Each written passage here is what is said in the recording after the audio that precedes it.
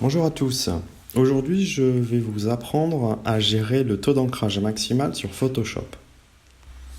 Déjà, qu'est-ce que le taux d'ancrage?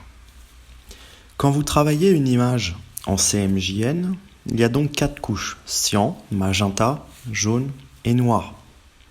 Eh bien, le taux d'ancrage, c'est la somme de ces valeurs, donc qui vont de 0 à 100%. C'est-à-dire que s'il n'y a pas d'encre, il y a 0, 0, 0, 0. Et si on met 100% de chaque couleur, on a un taux d'ancrage de 400%. Alors bien souvent, on vous demande de fournir des PDF avec un taux d'ancrage maximal de 300, 320, 330%. Ça dépend de la technique d'impression et surtout du support, c'est-à-dire de la capacité d'absorption des pigments du papier sur lequel on va imprimer.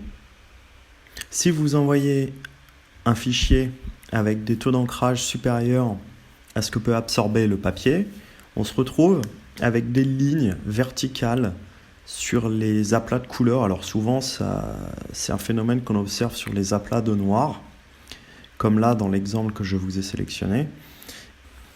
Et quand le taux d'ancrage maximal n'est pas respecté, on risque aussi d'avoir du papier qui ondule. Donc c'est vraiment pas top. Alors ce qui se passe, c'est que quand on est en phase de créa, à aucun moment on va regarder combien il y a de cyan, combien il y a de jaune, etc. Par contre, avant d'exporter, on peut vérifier. Je vais vous montrer aussi une petite astuce pour réduire le taux d'ancrage maximal très simplement et très rapidement.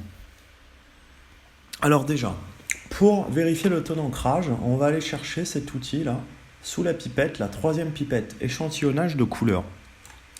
Et cette pipette, vous voyez là j'en ai déjà une, et je vais en positionner une deuxième dans un endroit très sombre. Donc dans l'idéal, il faut positionner ça là où il y a la valeur de noir la plus extrême. Quand vous cliquez, vous avez ce petit panneau ici, là, information qui s'ouvre. Et vous avez, vous voyez, là moi j'ai un petit dièse 1, dièse 2, donc qui correspondent à mes deux coups de pipette. Et pour chaque pipette, je peux avoir en direct plusieurs informations. Donc les couleurs, donc en CMJN, je peux avoir des valeurs en niveau de gris, etc. Cette teinte-là en RVB, à quoi elle correspondrait. Et nous, ce qui va nous intéresser, c'est le taux d'ancrage total. Donc là, on voit que je suis à 328. Admettons que mon taux d'ancrage soit 330, on est bon. Par contre, si c'est 300, il va falloir ruser. Donc là, la ruse, elle est toute simple. Je vais me mettre ici. Et là, je vais rajouter un calque de réglage de niveau. Quand je crée mon calque de réglage de niveau, je vais ici venir écrêter les noirs. Vous voyez ce qui se passe si je fais quelque chose d'extrême? En gros, je suis en train de lui dire que les valeurs les plus noires de l'image sont désormais plus tout à fait noires, mais grises. Et au fur et à mesure que je vais faire ça, je vais avoir, si je détache ça, je vais avoir ici mon taux d'ancrage maximal qui va diminuer. Donc à gauche avant l'effet, à droite après l'effet. Et du coup, je vais venir me caler à peu près à 300. Alors vous me direz oui, mais du coup le noir n'est plus noir, mais je vous rassure, c'est très rare d'imprimer du noir. Et en réalité, une fois que ce sera posé sur le support, il n'y a personne qui vous dira que c'est anthracite et ce n'est pas noir.